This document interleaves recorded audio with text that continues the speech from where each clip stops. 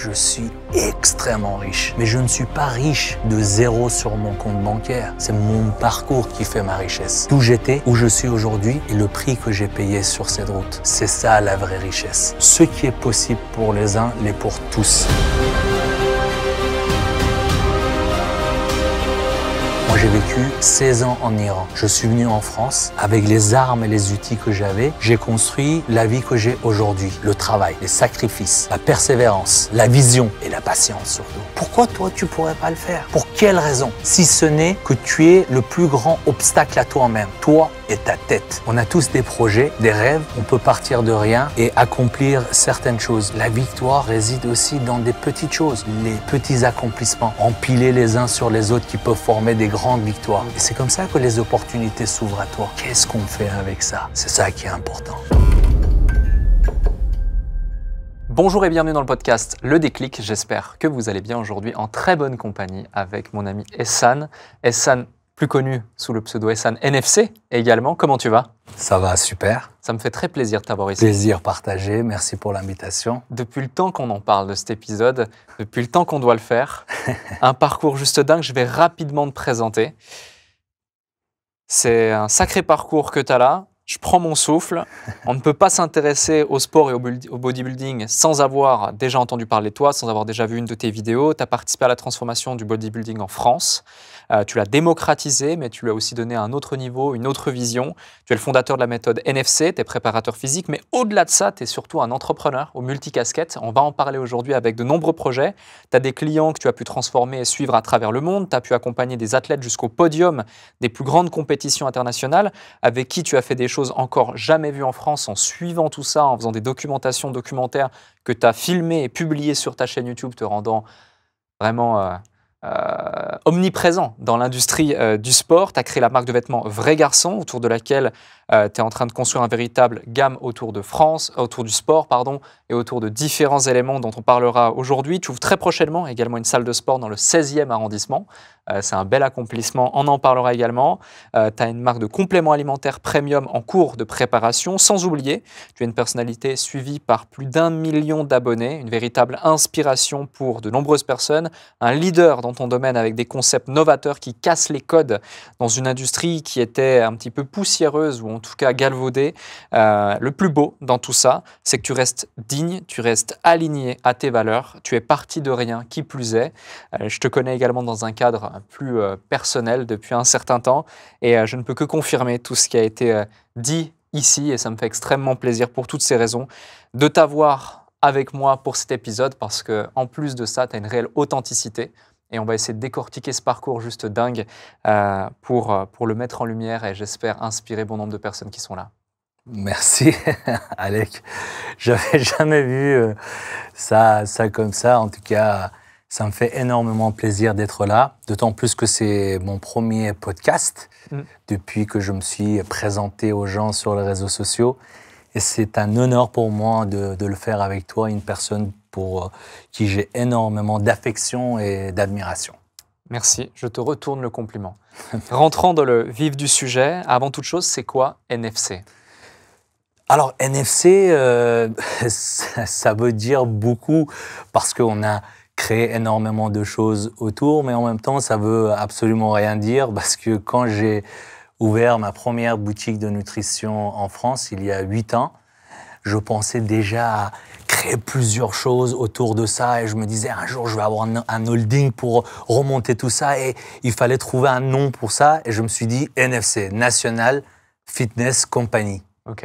Donc, ça veut dire beaucoup, mais en même temps, c'est parti d'une idée il y a 8 ans en disant un jour, je vais avoir un holding et je l'appellerai NFC. Cette vision, il y a 8 ans, c'est pas anodin. À ce moment-là, tu ouvres justement ton magasin de compléments alimentaires. Tu n'as pas encore la visibilité que tu as aujourd'hui, tu n'as pas encore la réussite que tu as aujourd'hui, en tout cas la reconnaissance que beaucoup de tes pairs notamment t'ont donnée par tes accomplissements également. Et pourtant, tu as déjà au fond de toi cette petite étincelle, cette vision de te dire j'aurai une holding, on va faire ci, on va faire ça, etc. D'où elle te vient cette ambition et cette lucidité sur ton potentiel notamment? Je pense que j'ai toujours été comme ça hein, quand je pense aussi à mon enfance en Iran. J'aimais toujours me fixer un objectif. Bon, très tôt, je suis devenu sportif. À 9 ans, j'ai commencé le karaté, des compétitions, etc. Et j'avais cette vision de me dire, je me fixe un objectif et je vais jusqu'au bout. Et ça m'est resté quand on a ouvert cette boutique de nutrition.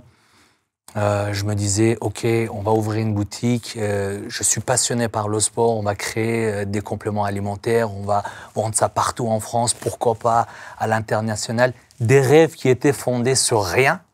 Parce qu'à la même époque, on était obligé d'aller emprunter de l'argent pour finir les travaux. La boutique faisait 90 mètres carrés et on pouvait exploiter que la moitié. Parce que l'autre moitié, on n'avait pas les moyens de finir les travaux.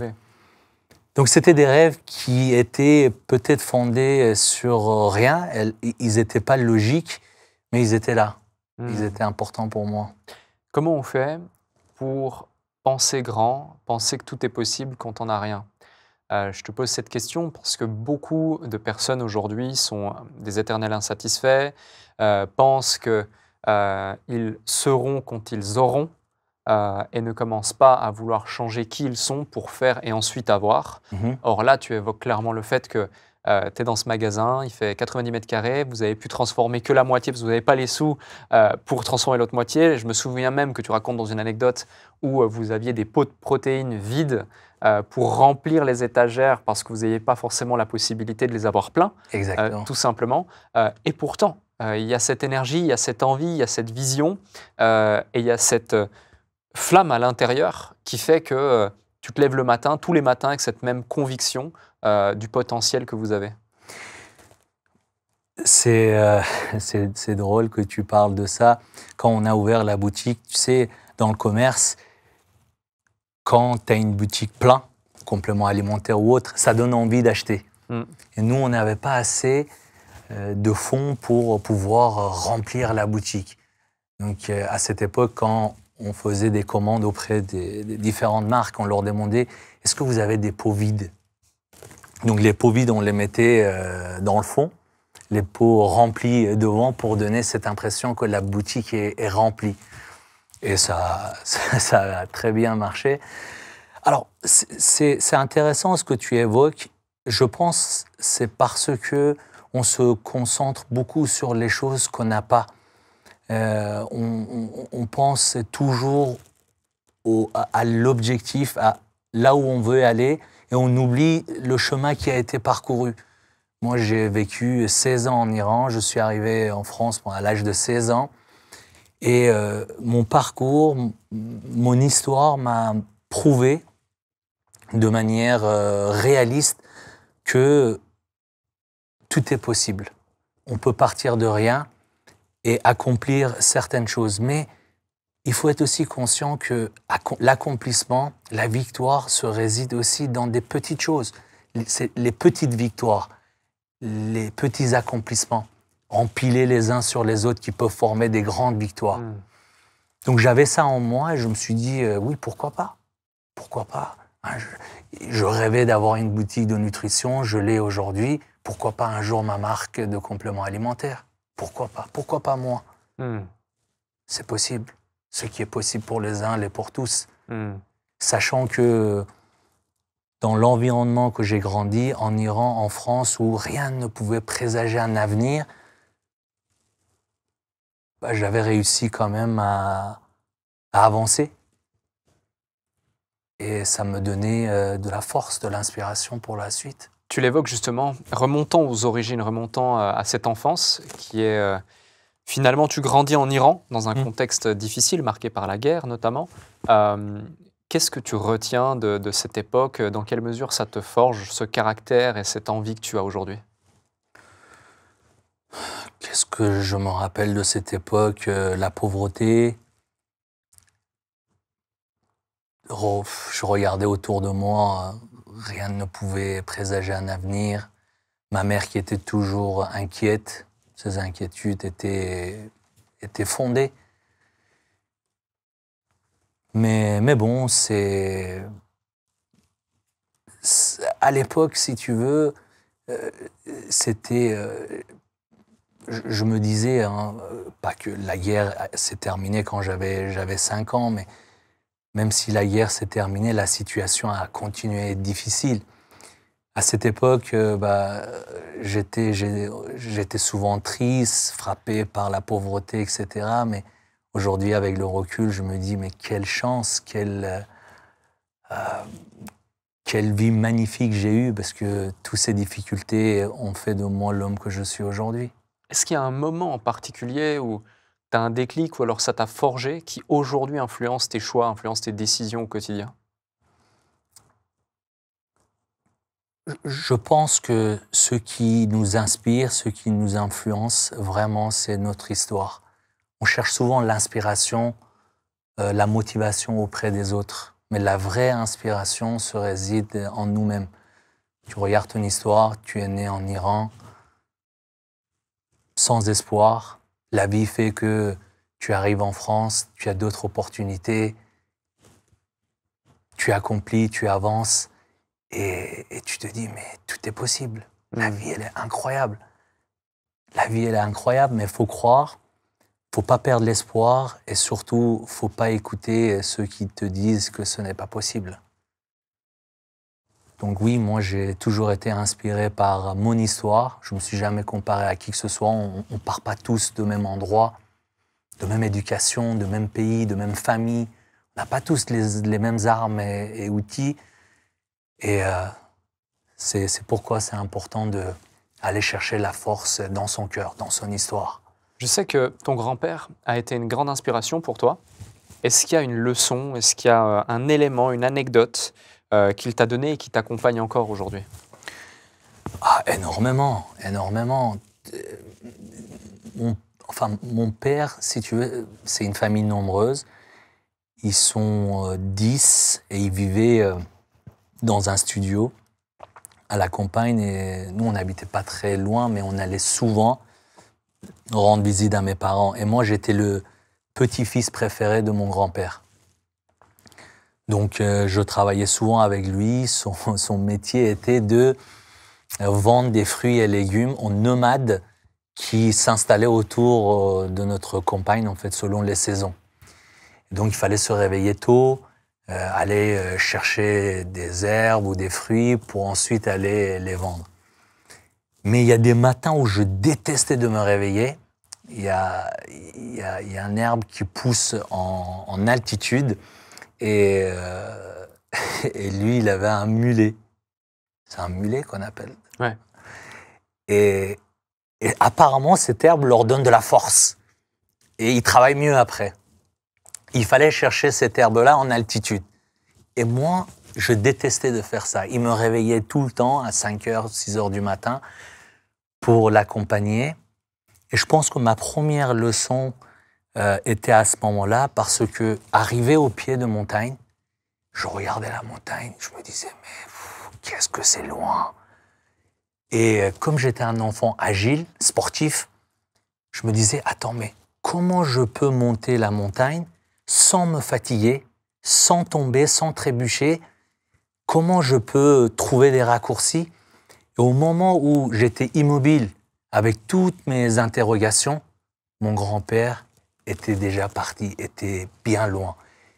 Et c'est une leçon incroyable parce que on a tous des projets, des rêves, mais on se pose tellement des questions.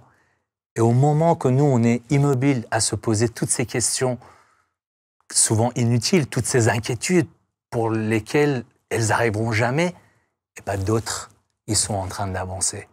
Et ça, c'était une leçon incroyable. Je pourrais en citer d'autres. C'était quelqu'un de généreux, c'était quelqu'un d'incroyable.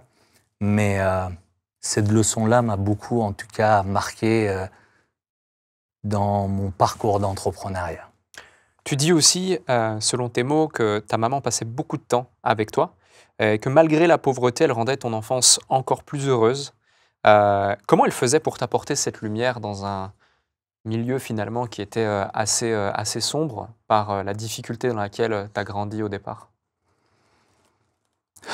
Beaucoup de choses, mais surtout ce que j'ai appris de ma mère, c'était la positivité et le fait est de toujours se montrer fort, quelle que soit la situation. Tu sais, en Iran, c'est quand même, à l'époque, hein, c'était important. Qu'est-ce qu'il pense le voisin? Qu'est-ce qu'il pense la famille? Et si tu veux, on n'avait pas beaucoup d'argent. Je me rappelle, mon père partait tous les matins et selon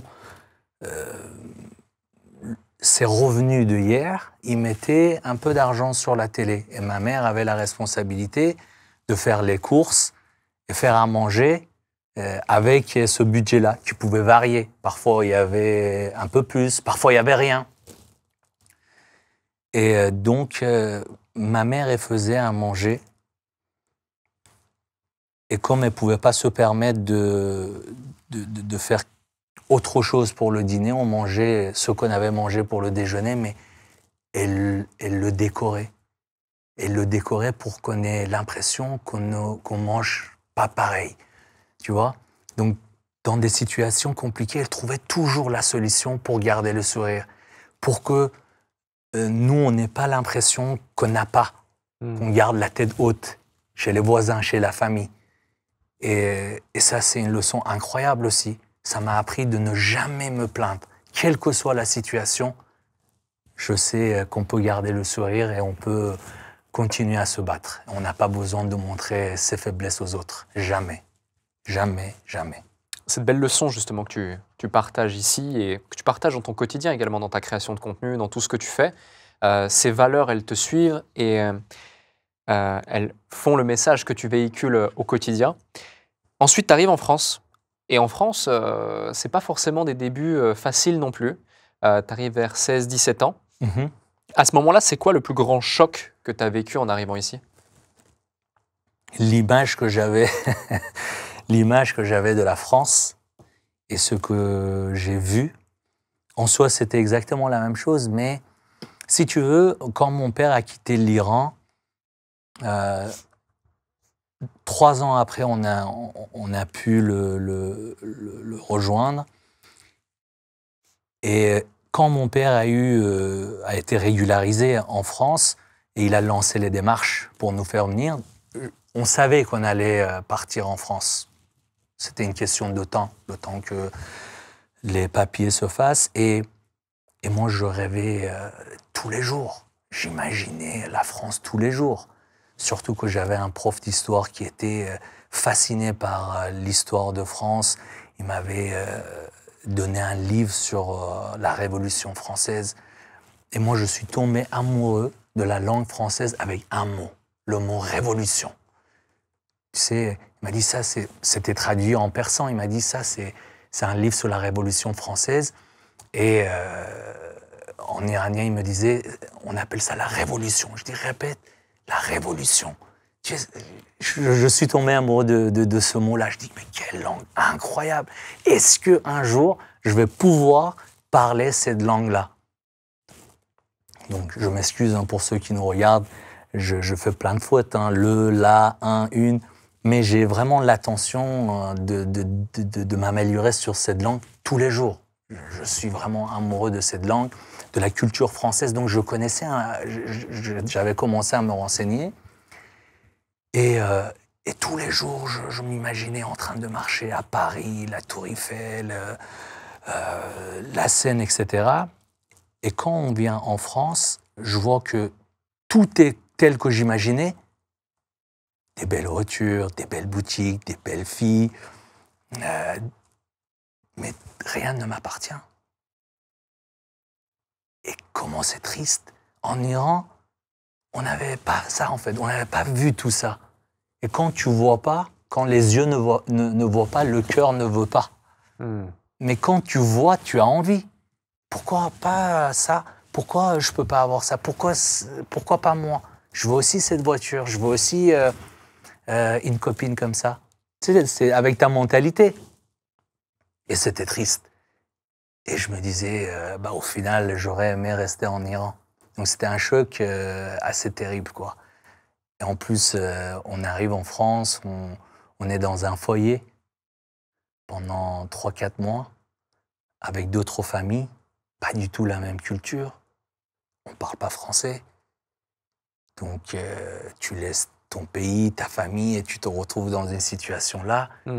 C'est compliqué. À ce moment-là, à quoi tu penses? Qu'est-ce que tu fais? Quelles sont les choses qui vont suivre les années après pour justement s'en sortir et réussir à redéfinir les règles de la destinée qui t'étaient potentiellement promises? À ce moment-là, tu penses absolument à rien parce que tu es triste, tu es nostalgique, tu te dis mais qu'est-ce que je fais là? Qu'est-ce que je fais là?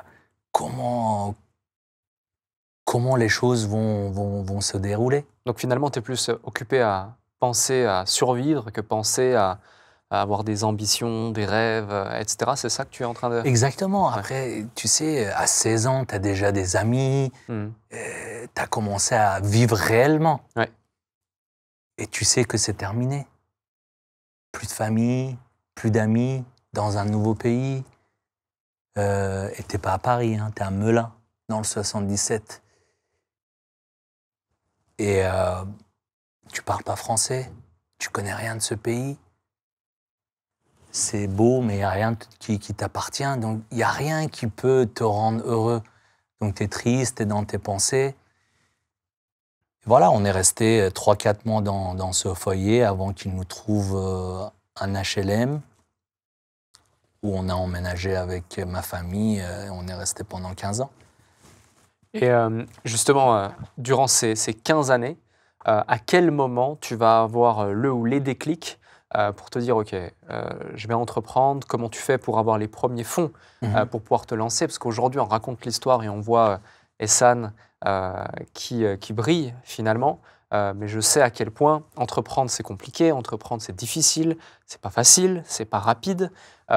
Qui plus est, tu l'as fait toujours avec cet alignement et cette dignité, ces principes et ces valeurs qui te suivent.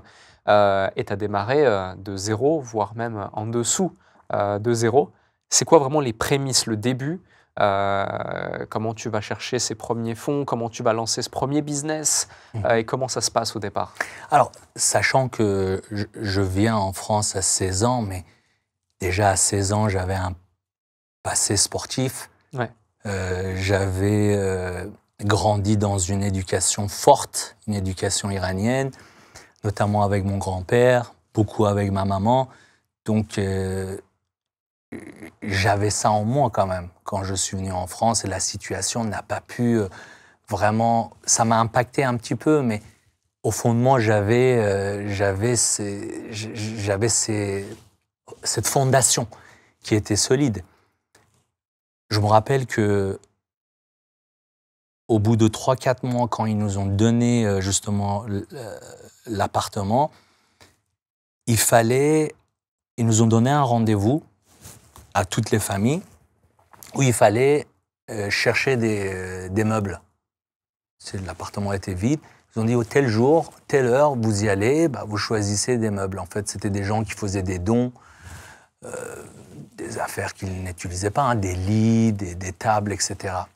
Et quand on arrive là-bas, on était beaucoup. Et tout le monde se rouait sur, tu sais, pour avoir cette table, cette chaise, etc. Et nous, je me rappelle, on était un peu plus pudiques. On était en retrait. Je me disais, mais qu'est-ce qui se passe? C'était choquant.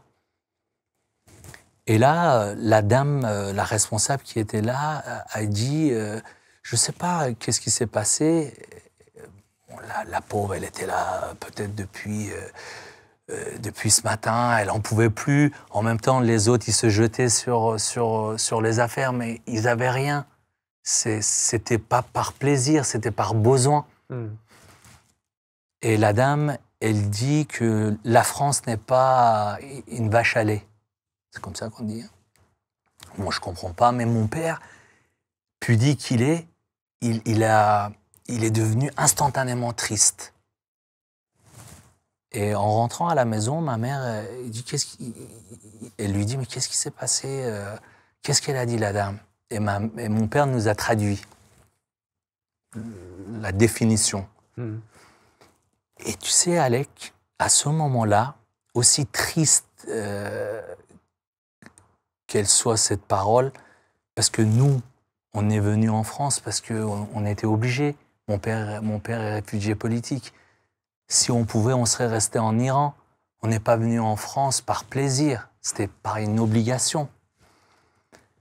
Mais à ce moment-là, je me suis dit, c'est triste, mais la France ne peut pas se résumer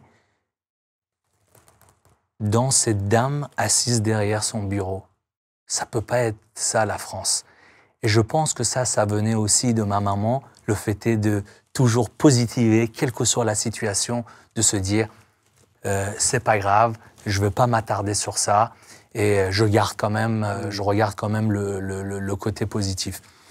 Ensuite, ils nous ont donné cet appartement dans le quartier de Montaigu, quartier compliqué, souvent des voitures brûlées, local poubelle pareil, brûlé. Je me rappelle souvent les pompiers qui venaient, restez chez vous, ne sortez pas, parce qu'il y avait de la fumée partout. Les boîtes aux lettres cassées souvent aussi. Mais je me suis toujours dit que, Ehsan, le verre à moitié plein, essaye de toujours regarder cette partie vide comme une opportunité infime de la remplir. Tu es quand même en France, tu vis, tu n'es plus en danger, il y a quand même des aides, on t'a donné un appartement, il y a des possibilités, essaye plus de te concentrer sur ça. Je sais qu'aujourd'hui, c'est compliqué ce qui se passe dans les banlieues, je ne veux pas être un donneur de leçons, mais je dis simplement, pour quelqu'un qui a vécu 15 ans en banlieue, à Montaigu, à Melun, que ce qui est possible pour les uns l'est pour tous. Il faut juste garder cette positivité, garder l'espoir, parce que si on perd ça, on n'attire que la négativité, que le malheur. Ouais. Et je pense que ma mère joue un rôle très important dans cette façon de voir les choses et garder toujours l'espoir, garder toujours ce côté positif. Quel a été le déclencheur? Est-ce que directement tu t'es lancé dans l'industrie du sport? Tu faisais tout de suite, tu t'es dit, je vais faire de la musculation, je vais faire du coaching, je vais vendre des compléments alimentaires, ou est-ce que tu as fait autre chose au départ? Mon père est tailleur, et comme je n'étais pas un enfant facile, ma punition, c'était de me retrouver dans ses ateliers et travailler. Mon père faisait les uniformes pour les filles. En Iran, les filles ont des uniformes pour aller à l'école. Mais bon, il avait souvent des problèmes, parce que comme je te dis, il est réfugié politique et on l'embêtait tout le temps, on fermait son magasin, etc. C'est pour ça qu'il n'en pouvait plus, il a quitté l'Iran. Et du coup, au départ, j'aimais pas trop ça, mais j'ai pris goût. Et à 16 ans, quand j'ai quitté l'Iran, j'étais couturier. J'avais appris le métier dans les ateliers de mon père. Parce que quand mon père a quitté l'Iran, grâce à lui, toute ma famille est couturier. Donc on a continué à travailler. Mais je travaillais avec mes oncles et mes tantes aussi. Du coup, quand j'arrive en France, mon français ne me permettait pas d'être inscrit à l'école. L'école n'est plus obligatoire à l'âge de 16 ans. Il y avait une femme extraordinaire au foyer et là, elle nous a beaucoup aidés. Tu vois, la France, c'est aussi ça, des gens incroyables. Elle s'appelait Karine. Je pense pas qu'elle verrait cet épisode, mais j'ai envie vraiment de la remercier du fond du cœur. Elle m'a pris par la main et m'a emmené dans plusieurs lycées. Et c'était pas possible de m'inscrire. Je parlais pas français. On est arrivé au mois de mai. Et au mois de septembre, je devais être à l'école. En 2-3 mois, tu peux pas apprendre cette langue-là. Et là, au lycée Léonard de Vinci de Melun, le proviseur a été touché par mon histoire. Il me regardait, j'étais triste. J'avais envie d'aller à l'école. Et il me dit, et je pense qu'il a dit ça pour ne pas me dire non. Il me dit, écoute, enfin, il dit à Karine, je ne peux pas l'inscrire cette année, mais qu'il revienne l'année prochaine. Si son niveau de français s'est amélioré, je peux l'inscrire. Mais je pense qu'il ne savait pas à qui parler. Pendant 1 an, jour et nuit, je me suis mis à apprendre la langue française. Tous les jours. L'année d'après, quand je suis parti à l'école, il m'a pris par la main, il m'a emmené au bureau, il y avait tous les profs. Il a dit, monsieur, je vais vous présenter un miracle. J'ai rencontré ce garçon il y a 1 an, il ne parlait pas un mot français. Et aujourd'hui, je le laisse se présenter. Et il m'a inscrit à l'école. En Iran, j'étais, enfin, comme la plupart des Iraniens, on est fort en mathématiques et en physique. Mais encore une fois, mon niveau français ne me permettait pas de continuer sur un bac S. Et là, je suis tombé aussi sur un prof principal incroyable aussi, je le remercie du fond du cœur. Il m'a dit, Hassan, qu'est-ce que tu aimes faire? J'ai dit, bah, moi j'aime le sport et j'aime la couture. Et il a réussi à me faire rentrer dans un lycée professionnel, Flora Tristan à Montreux. Et j'ai fait un bac professionnel, artisanal et métiers d'art, option styliste modéliste. Donc je voulais être couturier. Mais après mon bac, mes parents divorcent, je ne pouvais plus continuer mes études, il fallait commencer à travailler pour aider la famille. Et je me retrouve à vendre des Grecs, rue de Saint-Denis, 75 rue de Saint-Denis à Châtelet, où je suis resté pendant 1 an et demi, 2 ans. Et après, j'ai travaillé vraiment un peu tout et n'importe quoi, mais en parallèle, j'ai toujours gardé le sport. J'avais commencé la musculation et j'avais vraiment développé une passion pour ça. Je pars à Londres et quand je reviens de Londres avec mon petit frère et mon cousin, on ouvre la première boutique dans le 14e et 1 an après, la deuxième dans le 15e arrondissement de Paris. Et à quel moment, justement, démarre l'aventure YouTube, les réseaux, les vidéos, tout ce que tu as filmé finalement? Est-ce que c'est à ce moment-là ou c'est quelques années plus tard, plus tôt? Alors, quand j'ouvre la deuxième boutique dans le 15e, je me suis dit, je connais rien des réseaux, hein. J'ai pas de réseau, je me dis, mais comment faut promouvoir la boutique? Et j'ai dit à mon frère, il faut que je prépare une compétition. Il faut que je prépare une compétition, je fasse une compétition, comme ça, quand les gens ils rentrent à la boutique, ils voient que quand même j'ai un physique, j'ai un certain niveau, donc ça peut être crédible pour la boutique. Et c'est ce que j'ai fait. Juste après ma compétition, comme je faisais aussi du coaching, j'avais, si tu veux, plusieurs clients coaching à distance. Hein. Si tu veux, je coachais en salle. Mais je m'étais rendu compte qu'il y avait beaucoup de gens, notamment des jeunes, qui n'avaient pas la possibilité de prendre 4-5 séances de coaching par semaine. Et je me disais, qu'est-ce que je vais pouvoir proposer à ces clients-là?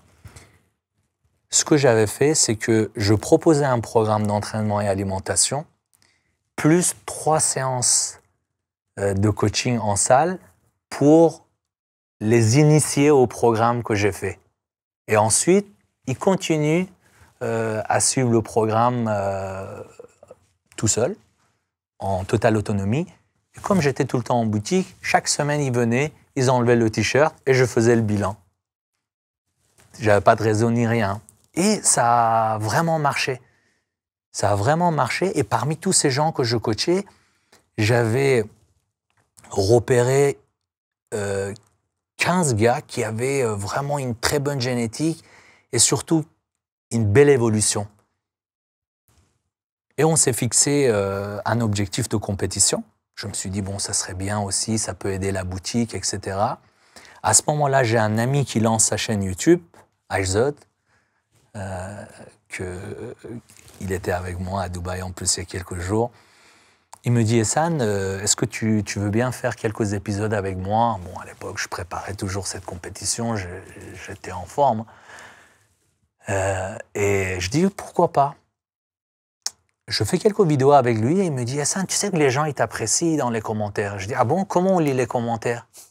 je ne savais même pas comment lire les commentaires, j'avais pas de réseau. Et je lis les commentaires et de là, l'idée vient de créer ma chaîne YouTube. On est en quelle année là? Là, on est en 2017. 2017. Ouais. Donc son associé à Elzod me dit « Ehsan, crée ta chaîne, je pense qu'il y a quelque chose à faire ». Je dis « Écoute, moi je sais, je connais rien de ce milieu, mais écris-moi quelques youtubeurs dans le fitness, je vais aller voir ». Pendant 3 semaines, je me suis mis à les regarder pour voir qui fait quoi. Je voulais pas présenter quelque chose qui est déjà fait. Et là, je me dis, attends, je pense qu'il y a quelque chose à faire. Je suis en préparation avec 15 athlètes. Je vais créer une chaîne YouTube et je vais montrer notre aventure jusqu'au jour de la compétition. C'était au mois de février. On crée la chaîne et chaque semaine, on sort une vidéo, des formats longs. Hein, chaque vidéo faisait plus d'1 heure. Et les gens ont eu le parcours de chacun de mes athlètes jusqu'au mois d'octobre. Le 13 octobre, c'était le jour J, la compétition.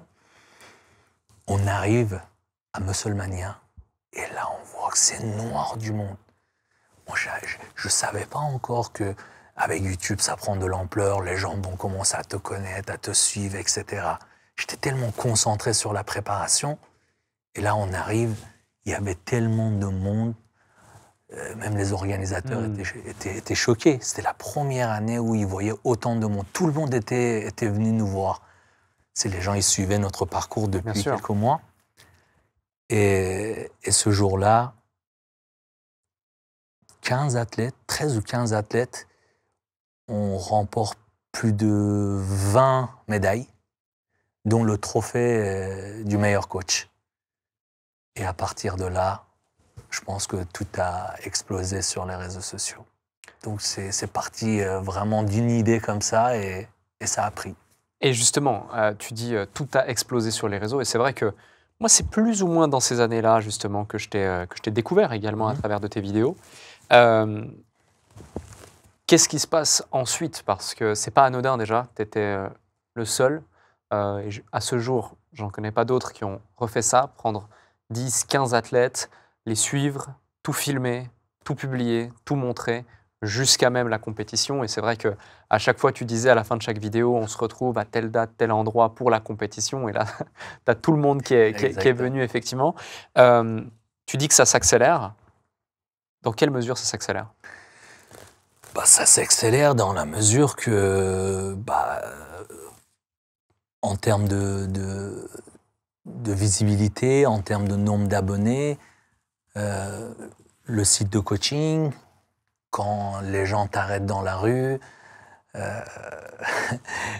j'ai mon ami Dida, c'est ce champion incroyable, il me disait « Ehsan, si tu descends les Champs-Élysées et on t'arrête plus de 3 fois, c'est que tu es devenu quelqu'un de connu. » Et j'avais toujours ça en tête, et c'est vrai que quand on sortait ou quand on était quelque part, les gens y venaient, ils me parlaient des vidéos, ils me parlaient de mes athlètes, ils me parlaient de l'aventure. Et je me suis dit oui, mais peut-être que ça a vraiment pris de l'ampleur.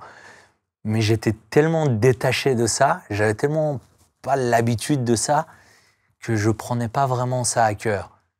Mais quand on a fait le salon du Body Fitness en 2019, environ 2 ans après, parce que c'était au mois de mars, et là, quand j'ai vu la foule, les gens qui étaient là, je me suis dit, ah ouais, là, je pense que on a fait quelque chose d'exceptionnel, quoi. À ce moment-là, tu avais déjà créé des business autour justement de cette visibilité, que ce soit, on va en parler, la marque Vrai Garçon, le coaching et tout ce qui s'ensuit, ou pas encore? Alors, c'est bien que tu parles de ça. Non, j'avais que le coaching en ligne et la boutique. Et quand on faisait, si tu veux, des vidéos, c'était beaucoup des vidéos de motivation. Et moi, j'avais l'habitude de dire à mes athlètes, tu es un vrai garçon. T'es un vrai garçon, encore une rep, t'es un vrai garçon, ne lâche pas jusqu'au bout. T'es un vrai garçon ou t'es pas un vrai garçon? Et un jour, je savais plus comment m'habiller. Je savais plus comment m'habiller. Moi, j'adore les Jordan. Hein. Je suis plus un collectionneur, mais j'étais. Et je voulais toujours m'habiller et matcher le haut, le bas pour les vidéos. Alors, attends, faut être beau gosse, faut être habillé, faut être préparé pour chaque vidéo. C'est important. L'image que tu donnes aux gens qui te regardent, la qualité de l'image, la qualité du son. Ça, toujours, j'étais très sensible à ça. Et c'est vrai que les gens nous parlaient beaucoup de la qualité des vidéos. Ça s'est vu dès le premier jour, hein, parce qu'à cette époque, c'était pas du tout anodin d'avoir une telle production comme vous l'avez eu. Hein. On en reparlera justement, je te laisse terminer l'anecdote de Vrai Garçon, mais c'est quand même un sujet qu'on devra aborder. C'est avec plaisir. Oui, c'est vrai que je faisais beaucoup attention à l'image. Je vais au Citadium, je tombe sur une marque, ils ont beaucoup de t-shirts neutres en fait, sans flocage, sans rien, et plusieurs couleurs. J'achète toutes les couleurs. Je vais à Châtelet, là où je vendais des Grecs à l'époque, parce qu'en face, j'avais un ami qui avait une boutique de flocage. On s'assoit ensemble, on choisit une police d'écriture, et je floque Vrai Garçon sur le t-shirt, juste pour que ça matche avec mes chaussures. Et je vais au tournage avec ça. Dans les commentaires, tout le monde disait « Ah, le t-shirt, incroyable, où on peut l'acheter ?» Et je me suis dit « Attends, mais il y a peut-être quelque chose à faire. » Quelque temps après, pour le salon du body fitness, je suis parti à Aubervilliers. J'ai rencontré, on m'avait présenté un mec pour justement qui était dans le textile.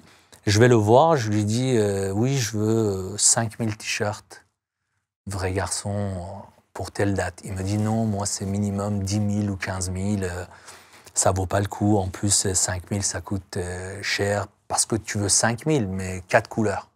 Donc c'est un peu compliqué, etc. Et quand j'étais là-bas, je fais une story pour dire aux gens, il y aura des t-shirts Vrai Garçon au salon, et je l'ai filmé. Je pense sans faire exprès. Le mec, il me dit, écoute, je ne peux pas le faire. Je lui dis, écoute, je te laisse quand même mon numéro. Si jamais tu changes d'avis, tu me dis. Le soir, il m'envoie un message, il me dit, c'est bon. Il ne m'explique pas pourquoi. Je vais le voir, on passe la commande, il ne prend pas d'acompte. Il dit, tu payeras quand tu seras livré. Il m'appelle, il me dit, c'est livré, je te livre où? Je dis, je passe quand même te voir. Il me dit, non, t'inquiète, je te livre et on verra. Je dis, mais c'est pas normal. Il ne voulait pas à la base. Et en fait, quand je l'ai filmé, sa femme me suivait sur les réseaux et c'était une Iranienne. Le soir, elle lui dit, ce mec qui était venu te voir, c'était pourquoi? Il lui dit sûrement, c'était pour des t-shirts, mais on n'a pas pu travailler ensemble parce que il a un minimum de commandes qui n'est pas très élevé. Et sa femme, je pense, lui dit, faut absolument l'aider. Et c'est comme ça qu'il m'a aidé. J'ai fait 5000 t-shirts au salon du body fitness, tout part. Et je me dis, ah, il y a quelque chose à faire. Autant de monde, plus on vend tous les t-shirts, il y a quelque chose à faire avec cette marque. Mais à l'époque, je ne suis pas entouré dans la mesure, je n'ai pas l'équipe nécessaire, je n'ai pas les connaissances nécessaires.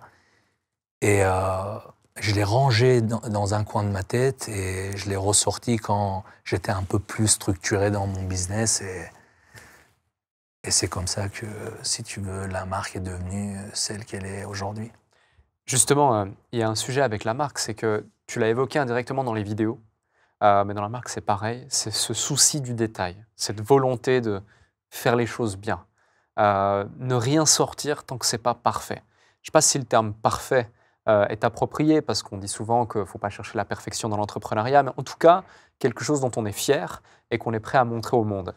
Ce souci du détail que tu as eu dans tes vidéos, que tu as avec la marque Vrai Garçon, que ce soit avec la collection, la première collection, la seconde collection, maintenant la collection sport également, qui est en train de voir le jour, que tu as lancé récemment, sauf erreur, et tout ce que tu sors, est-ce que tu l'as toujours eu? D'où il te vient?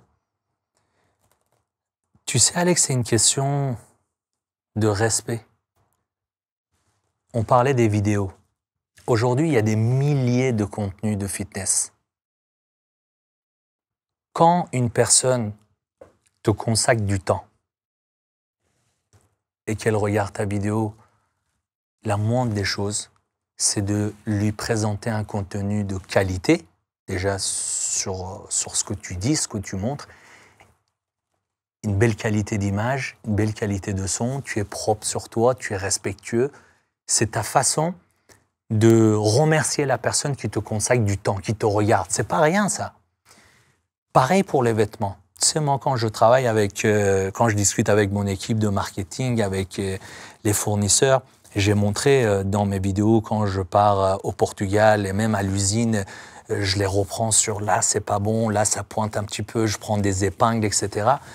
Ben, ils me disent, et ça, tu vois ça, les autres ne le voient pas. Je dis, mais qu'est-ce que vous me racontez? Moi, je le vois. Et tant que je ne suis pas satisfait de mon produit, je suis sûr que l'énergie ne sera pas dedans pour que les autres le soient aussi. Quand tu es satisfait de quelque chose, il y a de fortes chances que les autres le soient aussi. Il se peut qu'ils ne le soient pas, mais au moins, toi, tu n'as pas de regret. Tu ne te dis pas « Ah, j'aurais dû faire ça comme ça. Ah, je ne l'ai pas fait, c'est pour ça que les gens ne sont pas contents. » Donc, quelles que soient les choses que je fais, puisque la perfection n'existe pas, mais au moins, toi, tu es satisfait. Tu as fait ce que tu pouvais. Il y a des détails que tu ne peux pas voir. Mais quand tu vois un détail, il ne faut pas le laisser. Si tu ne l'as pas vu, ce n'est pas grave. Mais moi, je vois que ça ne va pas. Et je ne peux pas dire, bon, on laisse peut-être que les autres ne vont pas remarquer. Non, ça ne passe pas. Et cette façon de voir les choses s'avère efficace. Parce qu'aujourd'hui, la marque Vrai Garçon, les gens parlent que de la qualité. C'est de la qualité. Tu vois beaucoup de marques où les gens, quelle que soit la marque, hein, ils disent c'est joli, j'aime la couleur. Mais c'est rare qu'on dise ah, c'est la qualité. C'est pas le premier mot qui sort de notre bouche. Bah, tu vois, pour Vrai Garçon, c'est exactement ce qu'on dit. C'est de la qualité. Parce qu'on a mis du temps, de l'amour, de la passion. Et surtout, c'est un produit où je suis 100% satisfait. Je sais qu'on peut toujours s'améliorer, heureusement. Mais au moins, j'ai fait vraiment tout ce que je pouvais pour présenter quelque chose de correct et remercier les gens pour leur considération à ma manière. Complètement. J'ai envie de rebondir sur un sujet parce qu'au fur et à mesure de ta carrière, il y a aussi des rencontres clés. Il y en a plusieurs que j'ai envie de mettre en lumière. Il y en a une, pour commencer, qu'on a en commun. C'est justement Nicolas, que tu as croisé sur ton chemin à un moment. L'anecdote, elle est assez drôle, tu nous la raconteras. Pourquoi j'ai envie de parler de ça? C'est ce principe, il y en a deux. Le premier, c'est construire une équipe lorsqu'on démarre, où je sais qu'au départ, tu as eu de la peine à trouver quelqu'un qui avait le même niveau d'exigence que toi sur la partie photo et vidéo. Et l'autre point, qui est un trait de ta personnalité et que j'ai su apprendre à découvrir aussi dans d'autres cadres, c'est ton côté loyal. Le fait de rester avec les gens qui t'ont tendu la main, qui t'ont accompagné depuis le début et vivre cette aventure qui est une aventure humaine avant tout. Et ça fait partie des valeurs que tu as aujourd'hui et qu'on a en commun d'ailleurs. Peux-tu justement nous raconter cette anecdote de cette rencontre avec Nicolas et comment ça se passe? Et aujourd'hui encore, c'est lui qui fait tes vidéos et ce depuis quasiment le début. Qui est devenu mon associé maintenant. Bien sûr. Alors Nico, une personne incroyable que j'aime vraiment. C'est une personne incroyable. Tu sais, Nico, il regardait mes vidéos. Et c'est quelqu'un qui parle pas beaucoup, c'est quelqu'un qui est très timide, toujours dans son coin. Et un jour, à la boutique, justement, au mois de mars 2019, on a reçu les t-shirts Vrai Garçon et Sabri me dit « Ehsan, il nous faut une photo. Il nous faut une photo avec toi que je vais imprimer en grand, on va mettre sur le stand. » Un t-shirt Vrai Garçon porté par moi et en bas il y a marqué 30 €. On n'était pas trop fort dans le branding à cette époque. Je dis mais Sabri, où je vais trouver un photographe? Il dit écoutez ça, débrouille-toi, demain c'est le salon, etc. Et je suis encore à la boutique. mon petit frère au salon avec Sabri en train de monter le stand. Il y a un gars qui rentre à la boutique, il regarde pendant 20 minutes. Je peux vous aider? Non, je regarde, ok. Et à un moment donné, je pars le voir, je dis, tu cherches quelque chose, tu as besoin de renseignements. Il me dit, non, je veux rien, je te suis sur les réseaux et là, j'ai été avec tes athlètes et j'ai fait une séance de photos pour eux. Je dis, ah, c'est sympa, etc. Tu étais avec qui? Ah, j'étais avec Maxime, Stéphane, etc. Je dis, ok. Et je dis, t'es photographe? Il me dit, oui. Je dis, bah attends, j'ai besoin de toi. Est-ce que tu peux me faire une photo tout de suite? Parce qu'on a besoin d'imprimer pour demain, pour le salon. Il me dit, oui, je peux le faire. Je dis, c'est quoi tes tarifs? Il me dit, non, je le fais comme ça. Je dis, attends, une question. Donc, tu l'as fait comme ça aussi pour mes athlètes? Il me dit, oui. Gratuit? Il me dit, oui. Je dis, pourquoi? Je dis, pourquoi tu leur donnes une mauvaise habitude? T'habites où? Il me dit, j'habite dans le sud, je ne me rappelle plus où il habitait. Je lui dis, tu as pris ton billet, tu es venu à Paris pour travailler gratuitement. Tout travail mérite salaire. Tu ne dois pas ni te sous-estimer, toi, ni ton travail. Tu ne travailles pas gratuitement. Et c'est la dernière fois que tu fais ça. Dis-moi ce que je te dois pour la photo. Il me dit, non, rien, donne-moi juste un t-shirt vrai garçon. Je dis, non, tu vas avoir ton argent et tu auras un t-shirt vrai garçon. Et ce garçon, il m'a touché. Je l'ai vu au salon et je lui dis, Nico, on a une compétition au mois d'avril. Ça te dit de venir à Nice pour nous faire quelques photos? Il me dit oui. Il nous rejoint à Nice. Franchement, le mec, il vient en bus, il prend un hôtel, Formule 1. Il avait ramené des boîtes de thon avec lui pour manger. Et si tu veux, je le regarde, je le laisse. Je le laisse. Je peux lui dire, viens à l'hôtel avec nous, etc. Il venait parfois manger avec nous, mais je voulais l'observer. Il était venu vraiment pour travailler, il ne demandait rien. Et je me dis, mais il a quelque chose, ce garçon-là. 2 semaines après, on doit aller au Danemark pour une compétition très importante. Je dis, Nico, ça te dit de venir avec nous? Il me dit, écoute, moi, j'ai jamais voyagé. Je dis, t'as ton passeport? Oui. On y va. Il vient avec nous pour aller au Danemark. On arrive à l'hôtel, on avait pris à manger, on met la table, lui, il vient pas. Il ouvre son ordi, il commence à travailler dans son coin. Je dis, Nico, viens manger avec nous. Non, attends, d'abord, je fais ça. Je dis, non, Nico, viens manger. Et à ce moment-là, je me dis, mais ce garçon, il est incroyable. Il est poli, il est travailleur, il veut bosser. Et en plus, il est jeune, il avait 16 ans ou 17 ans. Je dis, je pense que lui et moi, on va faire un long chemin ensemble. Je le fais venir à Paris. Il reste avec moi à Paris. Et quand je veux partir à Dubaï, je lui dis, Nico, fais tes valises. Tu vas venir avec moi à Dubaï. Il vient avec moi à Dubaï, continue à travailler ensemble. Il crée sa société. Il cartonne en ce moment. Et on est devenus associés. Et tu sais, pour finir là-dessus, dans la vie, quand tu commences à découvrir qui tu es, réellement, tu rencontres les bonnes personnes. Tu as parlé de loyauté. Tu sais, quand j'avais ma première qualification pour Olympia, Nico, il me dit, Baba, est-ce que je peux ramener Gauthier, son ami avec qui il travaille? Je dis, Nico, mais on va aller aux États-Unis quand même. Tu veux ramener une personne, c'est des coûts supplémentaires. Pourquoi? Il me dit, tu sais, quand on te regardait dans tes premières vidéos où tu parlais déjà d'Olympia en 2017, que tu allais un jour à Olympia, on s'est fait la promesse avec Gauthier qu'on économiserait. Et le jour que tu seras à Olympia, on va venir te voir à Olympia. Et là, je ne peux pas aller à Olympia sans lui. Je dis, bah, écoute, tu vas ramener Gauthier, on va partir à Olympia ensemble. Et donc voilà, Nico, si je sais que tu vas nous regarder, merci pour tout, merci pour ta loyauté, merci pour ta passion et sache que je t'aime, vraiment. tu es une personne incroyable. C'est beau. Je le connais bien aussi, Nico, c'est grâce à lui en plus qu'on se connaît également, que tu es là aujourd'hui. Donc je peux le remercier aussi, je m'adresse à celle-ci. Merci Nico. Tu peux t'adresser à celle-ci aussi. Merci Nico. Pour la prochaine. Une autre rencontre assez dingue également, c'est celle avec Eric. Eric Favre. Eric Favre.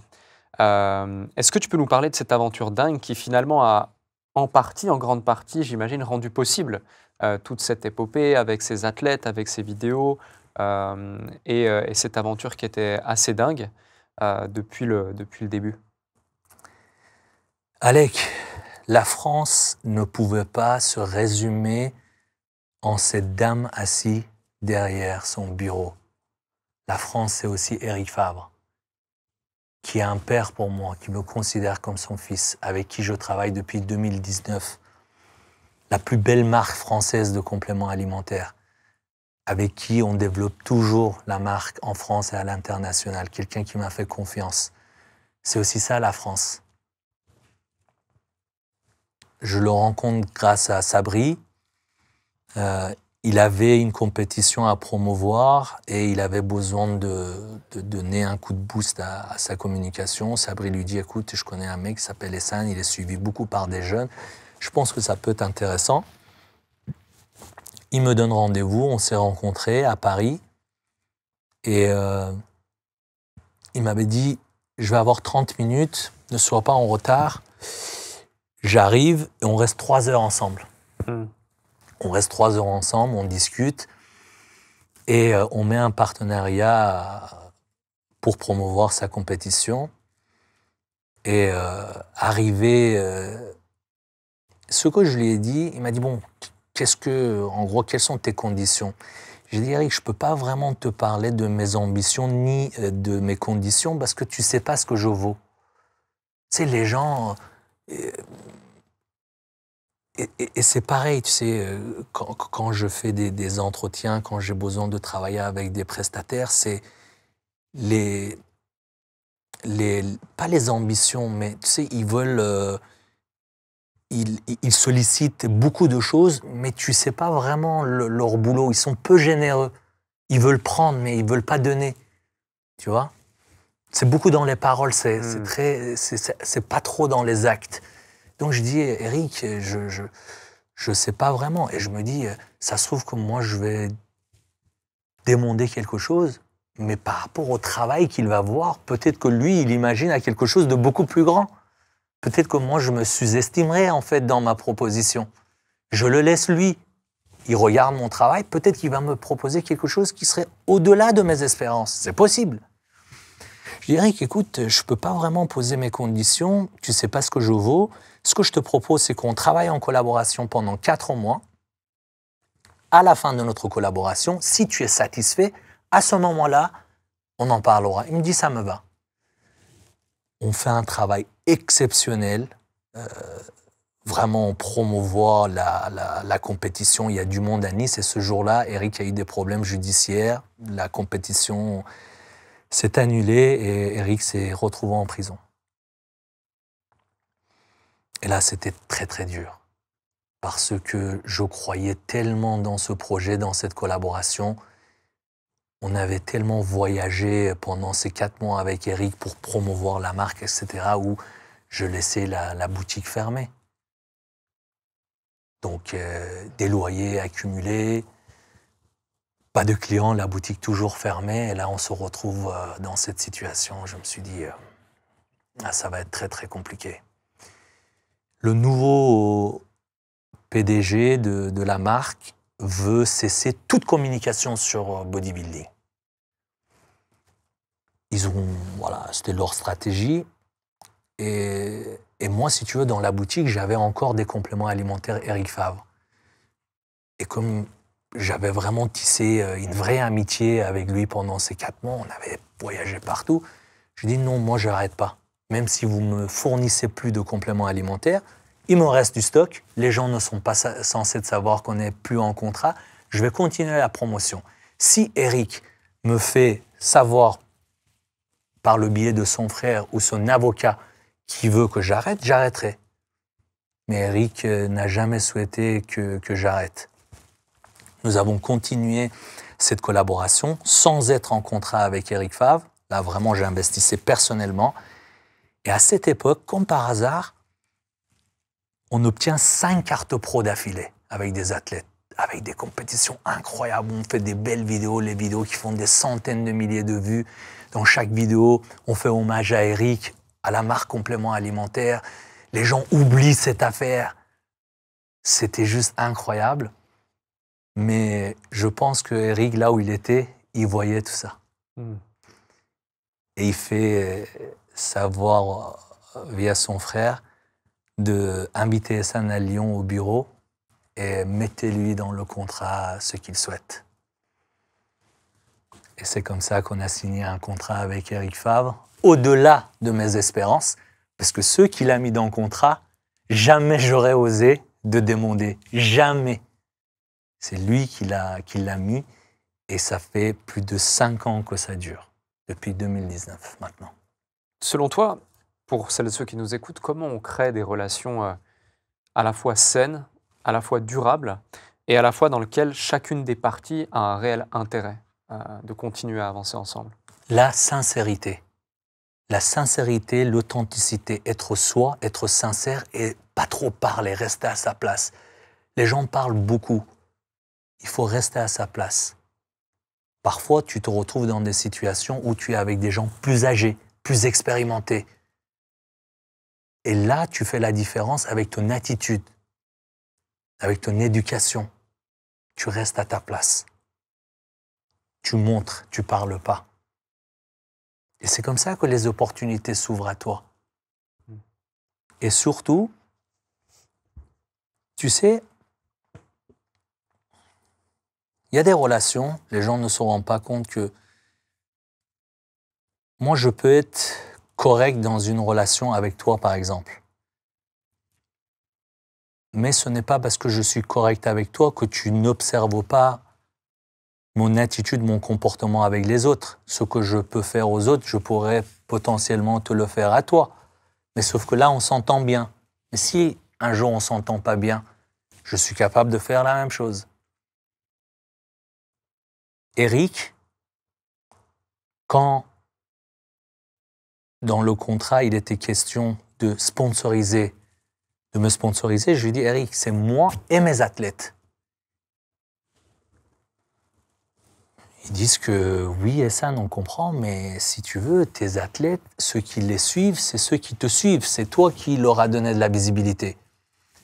Donc, stratégiquement parlant, pourquoi on prendrait Ehsan et les athlètes? Si on prend Ehsan, on touche tout le monde. Et c'est vrai. Je dis oui, c'est vrai. Mais Eric, je vais te raconter une histoire. Tu sais, quand j'étais en Iran, quand c'était le goûter à l'école, c'était une souffrance pour moi parce que tout le monde sortait un gâteau, un jus de fruits. Moi, je sortais un bout de pain avec la feta et parfois avec un peu de dattes ou des noix. Tu sais, quand t'es enfant, t'as honte, quoi, tu vois. T'as honte de montrer que tu as pas. Tu veux avoir la même chose. C'est honteux d'être pauvre. Je te parle avec la mentalité d'un gamin, quoi. Et je le disais souvent à ma mère, mais bon, mon père, le pauvre, il pouvait pas faire grand-chose. Hein. Mais t'en veux à tes parents. Tu comprends pas. Il y avait une petite épicerie devant le collège et cette personne avait emmené un bout de tissu à mon père pour que mon père lui fasse un pantalon. Et mon père, il lui dit bon, tu me payes pas, mais équivalent de ce que tu me dois, mon fils va venir tous les jours prendre un petit gâteau. Jusqu'à quand on se doit rien? Je dis ok. Mais sauf que moi, j'allais pas tout seul. J'allais toujours avec des amis qui étaient dans la même situation que moi. Je savais pertinemment que mon père, il allait me défoncer. Je le faisais en connaissance de cause. Moi et mes amis. Eric, il me disait, de toute façon, c'est pas logique qu'on te prenne toi et tes athlètes. Il me disait, Essane, pense à toi, ça fait 10 ans que je suis dans le bodybuilding. Je connais un petit peu la mentalité des bodybuilders. Et je lui ai raconté cette histoire en lui disant, je savais que j'allais passer un sale quart d'heure si mon père, le jour que mon père l'apprendrait. Mais je l'ai fait quand même. Je sais que je peux être déçu un jour, mais c'est comme ça. C'est moi et mes athlètes. Sinon, on ne signe pas. Et c'est comme ça qu'on a signé, moi et mes athlètes. Et je pense que même si cette loyauté envers mes athlètes si tu veux, n'avait rien à voir avec Eric, ne s'adressait pas à Eric, mais il a compris qu'il a affaire avec une personne loyale. Parce que la façon de faire une chose, c'est la façon de faire toutes les choses. Quand quelqu'un fait quelque chose de mauvais, quand quelqu'un a une mauvaise attitude dans une situation, tu n'as pas besoin de tester cette personne dans plusieurs situations. Parce que la façon de faire une chose, c'est la façon de faire toutes les choses. Quand tu es loyal envers ton équipe, les gens avec qui tu l'es avec tout le monde. C'est un trait de caractère. Et ça a joué vraiment beaucoup dans notre collaboration. Et ça ne l'a pas loupé. Eric, je ne l'ai pas lâché quand il s'est retrouvé dans cette situation. Et 5 ans après, on est encore aujourd'hui, on a fait des choses extraordinaires et c'est toujours pas terminé parce que nous sommes sur un très beau projet à Dakar ensemble. C'est quoi ce projet justement? Alors Eric s'est installé à Dakar, il est en train de développer la marque Eric Favre à Dakar et nous sommes en train de développer une application pour les coachs à Dakar où on va justement leur initier la méthode NFC et ces coachs-là vont devenir les ambassadeurs de la marque Eric Favre. Donc, c'est un très beau projet. J'ai été 2 fois à Dakar, j'ai fait 2 séminaires. C'est incroyable comment les gens sont connectés, sportifs, ils ont soif d'apprendre, ils ont soif de la réussite, ils sont courageux, ils sont heureux. Et donc, voilà, je suis très heureux de faire ça avec Eric. Tout a commencé comme ça. Je rebondis sur Dakar, justement. Tu disais que tu as fait 2 séminaires. À un moment, il me semble, dans un de ces séminaires, il y a quelqu'un qui te pose une question. Oui. Et qui te demande, voilà, il te dit « Essane, maintenant tu as une belle réussite, comment on fait pour être riche ?» Et tu vas lui répondre d'une façon assez particulière. Est-ce que tu peux nous partager ta réponse? Alors, cette question, elle a sa place, je pense, dans ton émission, parce que cette émission, elle est incroyable. Tu mets en avant la réussite des entrepreneurs. Ça parle de chiffres, ça parle de la réalisation des réussites. Et à la fois, c'est galvanisant, c'est motivant, mais à la fois, c'est parfois, on voit des réussites tellement incroyables que ça peut être frustrant pour certaines personnes en disant « je suis trop loin, comment je vais faire, je ne serai jamais à la place. Si je ne suis pas ça, alors j'ai raté ma vie. » C'est aujourd'hui, avec les réseaux, on montre tellement la réussite avec tout ce contenu de développement personnel que quelqu'un qui a une vie tout à fait normale, heureux avec sa femme, ses enfants, il se dit bah, « moi j'ai raté ma vie, quoi. Parce que moi je ne suis pas millionnaire, moi je ne suis pas entrepreneur, moi je n'ai pas des centaines de salariés. » Alors que ce n'est pas ça la réussite. La réussite, c'est ton parcours à toi. D'où tu pars, où tu es aujourd'hui. La personne prend la parole, parce que j'avais donné un séminaire à tous les coachs de Dakar. Il me dit, Coach Essane, avec leur, pas leur naïveté, mais leur façon d'être simple, sans filtre. Il dit, Coach Essane, je te suis, tu es mon inspiration. Je veux être toi parce que tu es riche. Alors, est-ce que tu es riche? Comment tu es devenu riche? Ou une question dans ce style. Je lui dis, tu sais, tu as raison. Je suis extrêmement riche. Mais je ne suis pas riche de 0 sur mon compte bancaire. Je suis riche de mon parcours. Je suis riche de mon émancipation. D'où j'étais, ce que j'ai fait et où je suis aujourd'hui. La richesse ne veut rien dire. Tu te considères riche, mais sur quelle base? Il y a des gens qui ont beaucoup plus que toi, il y a des gens qui ont moins que toi. Mais la vraie richesse, c'est justement les choses que tu as accomplies à ton niveau. Moi, j'ai vécu 16 ans en Iran. Je suis venu en France avec les armes et les outils que j'avais. J'ai construit la vie que j'ai aujourd'hui. C'est ça qui est important. Pas les zéros sur mon compte bancaire. Ça ne fait pas de moi quelqu'un de riche. C'est mon parcours qui fait ma richesse. D'où j'étais, où je suis aujourd'hui et le prix que j'ai payé sur cette route. C'est ça la vraie richesse. Et c'est ça que les gens devraient prendre en considération. Avec tout le contenu sur l'argent, sur la richesse qu'on voit aujourd'hui, qui peut mener à la frustration. Compare-toi à toi-même. On a tous nos forces, nos faiblesses, nos lacunes. Qu'est-ce qu'on fait avec ça? Qu'est-ce qu'on fait avec ça? C'est ça qui est important. Pourquoi, selon toi, les gens courent après quelque chose dont ils ne savent même pas pourquoi ni quoi réellement? Parce que, justement, on perd notre authenticité. On veut ressembler aux autres. On veut ressembler aux autres. On nous montre aujourd'hui, les réseaux sociaux sont beaucoup, pour beaucoup, hein, vraiment. On nous montre des choses qui pourraient être l'idéal. Des belles voitures, des belles femmes, voyager en business class, avoir des villas, avoir ceci, cela, des montres. On pourrait se dire, si j'ai pas ça, bah, j'ai raté ma vie. C'est ça la réussite. Et on court derrière quelque chose sans savoir qu'est-ce qui nous galvanise vraiment. Et dans ce parcours, on est prêt à faire tout et n'importe quoi. Perdre son authenticité, se déguiser, perdre son honneur, perdre sa sincérité, son honnêteté, pour courir derrière quelque chose que l'on soit, qu'on ne sait même pas si c'est vraiment quelque chose qu'on aime profondément ou pas.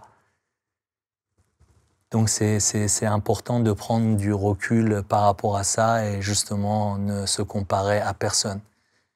Ce que je dis souvent, il ne faut jamais se comparer ni envier qui que ce soit. Tu n'es pas au courant des détails de sa vie. L'évolution, la performance, la quête de la meilleure version de soi-même, c'est quelque chose qui est en toi. C'est quelque chose que tu incarnes également et que tu fais incarner notamment à tes athlètes et toutes les personnes que tu accompagnes. Pourquoi c'est si important pour toi, d'une part, et comment on tient sur le long terme de la performance? Alors pourquoi c'est important? Parce que, tu sais, il y a longtemps, quand j'étais gamin, je disais que mon père mettait des sous sur la télé et pour les besoins de la journée. Et on mangeait tous les matins pain et feta. Et moi, j'allais justement chercher ça. J'allais chercher le pain et ensuite, j'allais chercher la feta. Quand j'arrivais à l'épicerie, il y avait un seau. Donc tu disais, selon l'argent que tu avais, je veux 150 grammes de feta ou 200 grammes de feta. La personne pesait ça, mettait ça dans un bout de carton. Et si tu veux, moi, sur le chemin, je n'avais pas envie de rentrer sans avoir lu le journal. Il s'agissait de tout et n'importe quoi, mais j'aimais lire, j'aimais apprendre. Et longtemps, j'ai pensé que la chose la plus passionnante, la chose la plus incroyable dans la vie, c'est l'apprentissage, apprendre. J'avais soif d'apprendre.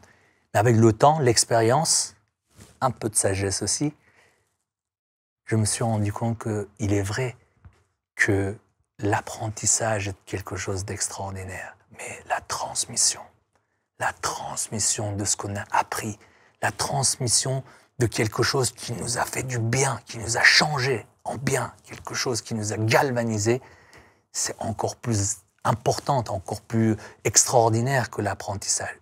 Parce que la transmission, c'est la suite logique de l'apprentissage. Et moi, J'ai appris beaucoup de choses dans la vie que j'ai mis en application, qui ont payé.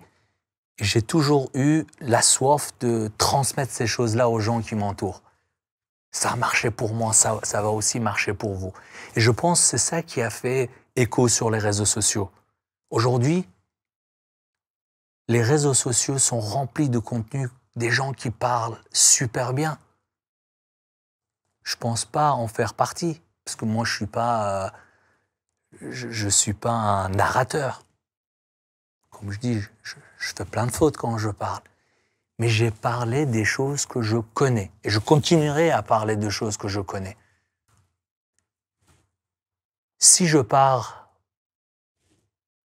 au voyage et je rentre et je te raconte mon voyage, Alec, mon voyage, il est incroyable. Il est tellement incroyable que toi, tu veux te l'approprier. Donc, tu vas le raconter aussi aux autres en te l'appropriant. Mais à chaque fois, tu vas oublier des choses. Parce que tu ne l'as pas vécu. Tu répètes quelque chose que tu as appris. Mais moi, je vais toujours donner la même version. Parce que j'ai appris. Je l'ai vécu. Sur les réseaux, on parle des choses qu'on ne connaît pas. On a appris par cœur. Tu écoutes la personne, tu dis « Waouh, il parle super bien ». Mais aussi vite, tu l'as oublié. Mais quand tu écoutes quelqu'un qui te parle de ce qu'il connaît, c'est pas de la théorie, c'est de la pratique, c'est le travail de terrain, c'est le résultat de beaucoup d'émotions, de tristesse, de trahison, d'échecs. Et bien ça te touche, parce qu'il parle vrai. Et il n'y a pas de formule, il n'y a pas de raccourci, c'est la ligne droite. C'est pour ça que je dis, la voie la plus rapide pour y arriver, c'est la ligne droite. Ne jamais se précipiter, parce que la voie rapide, c'est d'aller tout doucement. On ne peut que être touché par ça, parce que je ne raconte pas de formule. Je raconte de mon peu d'expérience en disant aux gens, voilà ce que j'ai fait, voilà ce que j'aurais dû faire, j'ai rectifié le tir, ça a donné ça. Mon travail parle à ma place. Faites la même chose. Ce qui est possible pour les uns, l'est pour tous. Moi, je suis arrivé en France, j'avais 16 ans. J'ai pas de famille, j'ai pas d'amis. Ce n'est pas ma langue. Je suis pas mannequin. Je n'ai pas une beauté extraordinaire. Et j'ai réussi à faire les choses que j'aime. Pourquoi toi, tu pourrais pas le faire? Mais pourquoi? Pour quelle raison? Si ce n'est que tu es le plus grand obstacle à toi-même, toi et ta tête. C'est exactement ce que j'enseigne aux athlètes. Qu'est-ce qui fait qu'un athlète drogué au sucre, comme nous tous dès l'enfance, arrive à tenir une diète pendant des mois, à ne pas faire des écarts et continuer à s'entraîner aussi de manière aussi intensive jusqu'au jour de la compétition? Parce qu'il est conditionné dans la tête. Et quand il est conditionné, il est capable de le faire. Comment se conditionner? Pour celles et ceux qui nous écoutent, tu parles beaucoup d'athlètes, et c'est normal. Et à côté du fait d'être un athlète, d'avoir accompagné des athlètes, tu es un entrepreneur, et tu le sais, entreprendre, c'est finalement aussi être un athlète d'une façon différente. Il y a beaucoup de parallèles avec le sport dans l'entrepreneuriat. Le conditionnement, la discipline, qui est très différente d'ailleurs de la motivation, si tu veux en parler. Comment on fait pour réussir à se conditionner, rien lâcher, tenir, malgré les difficultés, malgré les envies, malgré les obstacles, quelles que soient les choses qui font face? Tu sais, encore une fois, Alec, la motivation, la discipline, c'est des choses qu'on entend beaucoup parler sur les réseaux sociaux. Mais ça vient des gens qui ne maîtrisent même pas le sujet. La motivation, ça ne veut rien dire. La discipline ne veut rien dire, dans un premier temps. On peut toujours être motivé un jour, le lendemain un peu moins. Tu es sportif, je le sais. Tu t'entraînes le matin, mais il se peut que parfois, tu t'entraînes 1 heure après. Il se peut parfois que tu n'as pas la même envie. Mais qu'est-ce qui fait que tu le fais? Qu'est-ce qui fait que malgré une baisse de motivation, de discipline, tu le fais quand même? 2 raisons. Tu aimes ce que tu fais, tu es passionné et surtout tu as une vision. Tu sais pourquoi tu le fais. Tu sais où tu veux aller. Tu sais pourquoi tu fais du sport. Tu sais ce que ça t'apporte. Donc, la discipline, c'est quelque chose qui est importante, quelles que soient les choses qu'on entreprend, que ça soit dans le sport ou autre chose. Le bodybuilding, c'est une école formatrice. Ce que tu apprends dans le bodybuilding, le travail, la répétition, les sacrifices, la persévérance, la vision, toutes ces valeurs inculquées par le bodybuilding, si tu les mets dans ta vie de tous les jours, quel que soit le domaine, quel que soit l'objectif, tu ne peux que réussir. Et la patience surtout. Tu parles du bodybuilding justement. Tu dis une phrase, je ne voulais pas être dirigé par le bodybuilding, mais diriger le bodybuilding. C'est fort comme phrase. Qu'est-ce que elle signifie pour toi? Si tu veux, le bodybuilding, c'est un sport de riches pratiqué par des pauvres. C'est très coûteux. Manger 4-5 fois par jour, la bonne qualité, les compléments alimentaires, la salle, les vêtements, l'abonnement. C'est quand même coûteux tout ça. Et souvent, ceux qui font du bodybuilding, bah, ce n'est pas des entrepreneurs, quoi. On n'allie pas souvent le bodybuilding avec l'entrepreneuriat. Le bodybuilding n'a pas vraiment une belle image. On a tous entendu tout dans le muscle et rien dans la tête. Quand je travaillais au Grec, il y avait, aujourd'hui c'est devenu un ami, qui venait parfois manger là-bas. Lui, il était bodybuilder, hein. Il était champion de France. Et il savait que je m'entraînais. Je m'entraînais, même quand je travaillais au Grec, après le boulot, j'allais m'entraîner à minuit. Je prenais le bus pour aller à Melun. J'arrivais à Melun, il était 3h30 et je faisais mon cardio de la gare jusqu'à chez moi. Je me disais, OK, il n'y a plus de bus, mais j'ai la possibilité de faire mon cardio. Donc, c'est négatif, mais je peux faire mon cardio. C'est toujours cette perception des choses, comment tu perçois les choses. Quelque chose de chiant, de négatif, peut être transformé en quelque chose de positif, finalement. Opportunité. Opportunité. Je vais être plus sec, je vais être plus beau, je vais être plus écorché. Ça motive. Et du coup, il me dit, on peut s'entraîner ensemble. Et lui, il voyait que moi, je gagnais 1 400 € par mois. Je travaillais 60 heures par semaine.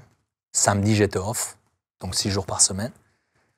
Et tout ce que je gagnais, je dépensais dans mon sport. J'aidais un peu ma famille, le reste dans le sport. Et il me dit, Ehsan, tu sais,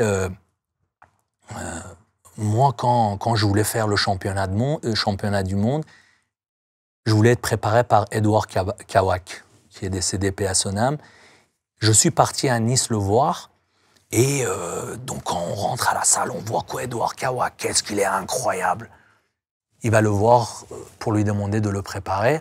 Bref, il me dit, Ehsan, Edouard, à la salle, il était incroyable, mais quand il sortait, parfois, il n'avait même pas d'argent pour l'essence de son scooter. Parfois, il rentrait en bus, il était toujours en galère d'argent. Il me dit, je sais que tu aimes le bodybuilding, mais quel genre de bodybuilding tu veux être? Un corps incroyable, et rien dans la poche, ou les deux, parce que tu peux faire les deux si tu veux. Et franchement, ça m'a vraiment resté, ça m'a touché cette phrase. Le déclic. Le déclic. Et tous mes athlètes connaissent cette histoire. Et tous mes athlètes aujourd'hui sont des entrepreneurs. Ils ont commencé avec moi, commercial chez Orange, conducteur de SNCF, bagagiste à Air France, chômage, sécurité incendie, chauffeur de bus à la mairie. Pour tous, je leur ai dit de démissionner. Et ils sont tous entrepreneurs aujourd'hui. Quel bodybuilder tu veux être? Tu t'es donné corps et âme justement pour ces athlètes. Tu leur as donné un cadre, tu leur as permis justement de se révéler également en tant qu'hommes, pas uniquement au niveau de leur sport, au niveau de leur corps, mais aussi au niveau de leur être. Tu parles notamment de l'entrepreneuriat et donc s'émanciper d'un système et de peut-être quelque chose qui ne leur plaisait plus. Est-ce qu'à un moment donné, tu as vécu des déceptions par rapport à ça en donnant tout à d'autres personnes? Je te pose cette question parce que parfois on le vit dans l'entrepreneuriat, peut-être que tu l'as vécu aussi, et comment on s'en relève? Quelles sont les leçons justement qu'on en tire potentiellement si tu l'as vécu? Ta question, elle est très intéressante. Tu sais, oui, j'ai beaucoup été investi dans mes athlètes. J'ai arrêté la préparation du bodybuilding en janvier 2024 parce que je considère que j'avais fait les choses que je m'étais fixées et que j'avais plus rien à prouver, pas aux autres, hein, à moi. J'avais atteint les objectifs et, et c'est fou que, tu sais, il y a des leçons comme la prise de risque, ne pas avoir peur, se lancer. C'est des choses avec lesquelles on a commencé à entreprendre, mais ce sont comme un livre que tu lis, mais il faut jamais le ranger, parce que ce qui est dans ce livre-là, il faut toujours le sortir et relire, parce que l'homme a tendance à oublier. Et bah, tu vois, j'ai dû ressortir ce livre-là quand j'ai arrêté le bodybuilding, parce que je me suis dit, attends, mais tu es au sommet de la montagne, tout marche, tu as des athlètes qui gagnent tout, la voie est dégagée. Pourquoi tu veux tout arrêter? Pourquoi tu veux redescendre encore? T'es bien là-bas. Oui, mais j'ai envie de faire autre chose, j'ai envie de me consacrer à d'autres projets. Oui, mais là, t'es dans ta zone de confort. T'as deux voix toujours qui te parlent, et là, mais oui, mais tu veux faire quoi après? Bah, je veux maintenant faire un contenu de ce style-là. Oui, mais t'es pas sûr que ça marche. Là, tout marche pour toi. Il y a quand même des risques. Non, mais je veux le faire quand même. Et là, tu ressors le vieux livre, tes souvenirs. Et là, la voix raisonnable, l'intuition, celle qui a toujours raison, pratiquement, il te dit, et ça, rappelle-toi, en 2017, quand tu voulais lancer ta chaîne YouTube, tu te posais plein de questions, beaucoup d'inquiétudes, beaucoup de peur, mais tu l'as fait et tu as réussi. Tu vas réussir dans ça aussi, c'est les mêmes règles. C'est des prises de risques. T'inquiète pas, ça va aller. Et là, je décide de redescendre la montagne pour faire autre chose, parce que tu es obligé de redescendre la montagne. Tu veux aller sur l'autre sommet, mais tu ne peux pas sauter. Il faut redescendre la montagne, tu es sur la terre ferme, tu marches, tu arrives, mais il faut grimper. Donc, c'était quelque chose d'important à faire pour moi, et surtout au-delà de ce que j'avais apporté aux athlètes, j'étais arrivé à un stade où je me disais que il faut qu'ils prennent leur envol. Maintenant, il faut qu'ils montrent ce qu'ils sont vraiment capables de faire sans cet encadrement. Parce que je m'étais rendu compte que parfois, dans toute ta bienveillance, tu sais, Alec, la générosité, c'est une valeur extrêmement importante. Je l'ai beaucoup appris avec mon grand-père. Quand on était petit, parfois, comme il fallait faire en Iran, tu sais, il fallait parfois faire un barbecue pour l'odeur de la viande, pour que les voisins se disent « Ah, eux aussi, parfois, ils mangent de la viande. » Et mon grand-père le faisait parfois. Il sacrifiait un coq, même pas une poule, parce qu'une poule, c'est plus productif, tu vois. Un coq, et on se mettait autour de... C'était pas une table, hein, par terre, et lui, quand il partageait à tout le monde. Moi, j'étais tout le temps collé à lui, et à la fin, il lui restait rien. Il enroulait le pain, il faisait comme s'il avait autant que les autres. Et il commençait à manger. On mange bien, les enfants, hein. On mange la viande. Hein. La générosité montrait toujours que tout va bien. Donc c'est une valeur qui est très très importante pour moi. J'ai tout donné à mes athlètes, sans contrepartie, mais on reste des humains. Quand tu donnes sans compter, quand tu donnes sans contrepartie, ça peut être contre-productif pour toi-même. Parce qu'on ne t'a rien demandé. Et comme il est rare de trouver des gens qui partagent peut-être les mêmes valeurs que toi et qui ne le rendent pas, c'est possible, bah, tu peux être quand même déçu. Parce qu'on est des humains. Même si c'est sans contrepartie, hein. Tu peux être déçu. Mais ce n'est pas leur faute. C'est toi qui es démesuré dans ta générosité. Il faut toujours être mesuré. Toujours être responsable, finalement. Reprendre la responsabilité. Exactement. Il faut toujours mesurer. Et en plus, en voulant les aider, pas que les athlètes, les gens avec qui tu travailles, tu es un entrepreneur, tu as une équipe. En voulant trop les aider, tu les handicapes. Faut pas donner du poisson aux gens, faut leur apprendre à pêcher. Mais toi, tu es bienveillant, tu veux faire bien. Mais une fois les choses s'arrêtent, tu vois qu'ils ont du mal. Parce qu'au final, tu n'as peut-être pas été mesuré dans ta générosité, dans ton aide. Heureusement que tu l'as fait avec la bienveillance. Donc, aider les autres, c'est important. Je ne parle pas d'aider les gens, de participer à des opérations humanitaires. Je ne parle pas de ça. Je parle vraiment dans l'aspect équipe, entrepreneuriat, etc., etc. Aider, c'est important, mais savoir mesurer. Pour ne pas être déçu dans un premier temps, et surtout, les aider vraiment, c'est aussi leur donner l'opportunité de se montrer ce qu'ils valent, pas toujours les assister. Complètement. Je vais te reparler après de discipline rapidement, mais avant ça, j'ai une question pour toi. Quand tu dis que la vraie liberté ne vient pas de l'argent, mais de la découverte de soi et de sa mission, t'en penses quoi exactement? Et surtout, c'est quoi ta mission aujourd'hui? Tu sais, ma mission aujourd'hui,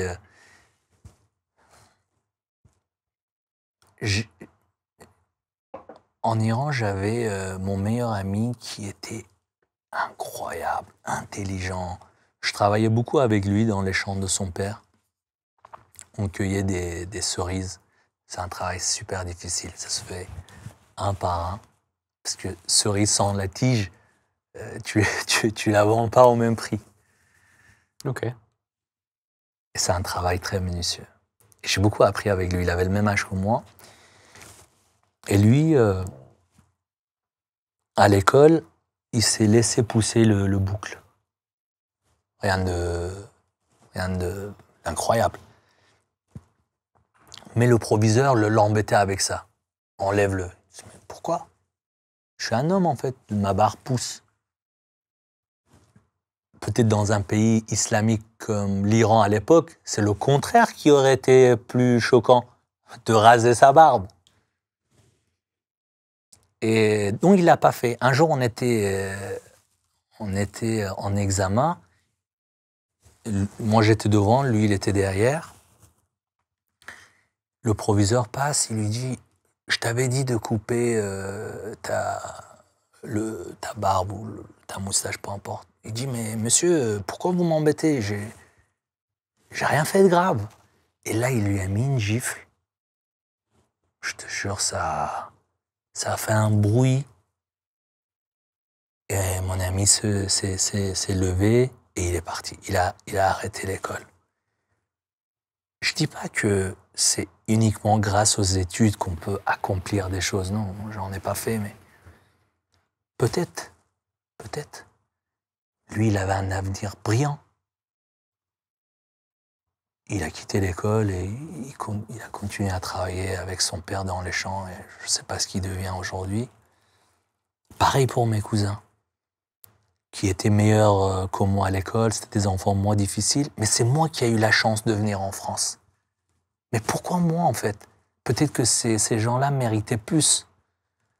Et je suis devenu conscient de ça, en me disant, bah, j'ai peut-être une mission. Je dois accomplir des choses.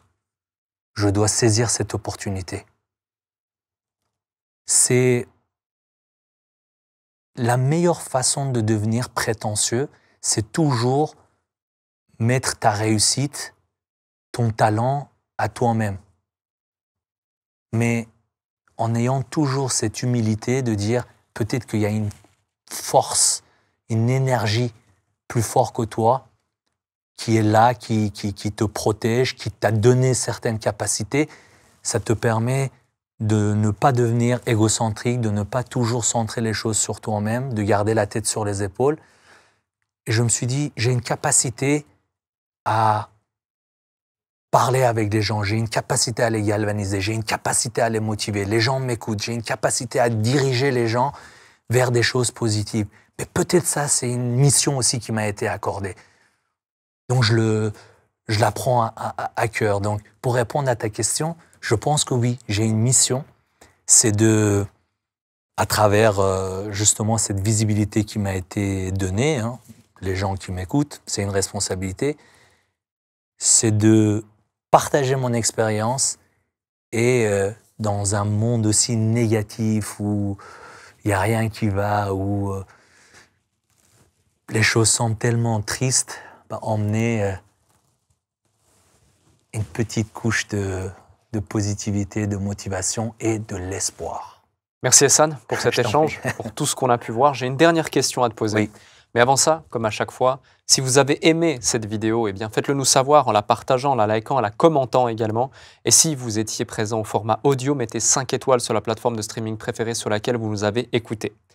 Cette question, je la pose à chacun de mes invités. Est-ce que tu peux nous partager le déclic qui a fait toute la différence dans ta vie, que tu n'as pas partagé dans cet échange, que tu n'as pas partagé nulle part dans aucune interview potentiellement? Ça peut être une simple phrase, une citation, une anecdote, quelque chose de positif, moins positif, peu importe. Tu as carte blanche pour le mot de la fin. Oh, elle est un peu difficile, ta question, il y a beaucoup de choses, mais on a beaucoup parlé de mon histoire. Et je pense que le déclic, c'est vraiment l'histoire. Nous avons chacun une histoire, elle nous est propre, et c'est en elle qui réside la vraie inspiration. Enfant, combien de fois on est tombé, on s'est fait mal, mais aussitôt on s'est relevé, pensant à notre prochain jeu. Je pense que nous avons tous des blessures, des cicatrices. Elles ne sont parfois plus douloureuses, mais on en garde des souvenirs qui nous empêchent parfois d'aller de l'avant. Il nous est impératif de penser justement à ces traits de caractère qui définissent notre enfance. Se relever, oublier et penser à notre prochain jeu. Tu sais, il est impossible de savoir là où on veut aller si on ignore là où nous sommes. Personnellement, j'ai accompli parce que j'ai su là où j'étais et où je souhaitais me rendre. L'accomplissement a un prix. Est-ce que je suis prêt à payer le prix? Combien de nuits à réfléchir, combien de sacrifices étalés sur plusieurs années? L'accomplissement a un prix. J'ai accompli quand j'ai accepté de payer le prix. J'ai accompli quand j'ai su où j'étais et où je souhaitais me rendre. J'ai accompli quand je me suis rappelé d'où je venais. J'ai accompli parce que j'ai pris des décisions sans succomber aux influences. J'ai accompli quand j'ai appréhendé la vie avec l'humilité. J'ai accompli quand j'ai compris que ce qui est possible pour les uns l'est pour tous. Et aujourd'hui, dans l'âme, je suis toujours le même enfant, cet enfant pauvre qui, à force de travail, a juste un peu plus de moyens. Merci Hassan. Je t'en prie.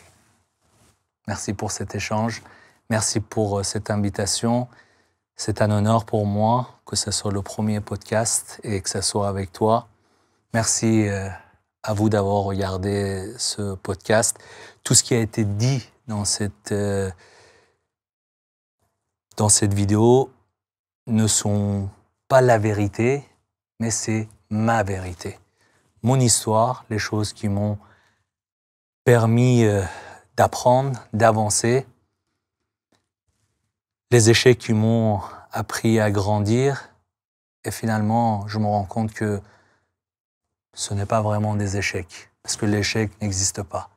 L'échec, c'est juste une invitation à recommencer de manière différente une chose qui n'a pas marché la fois d'avant. Merci à tous.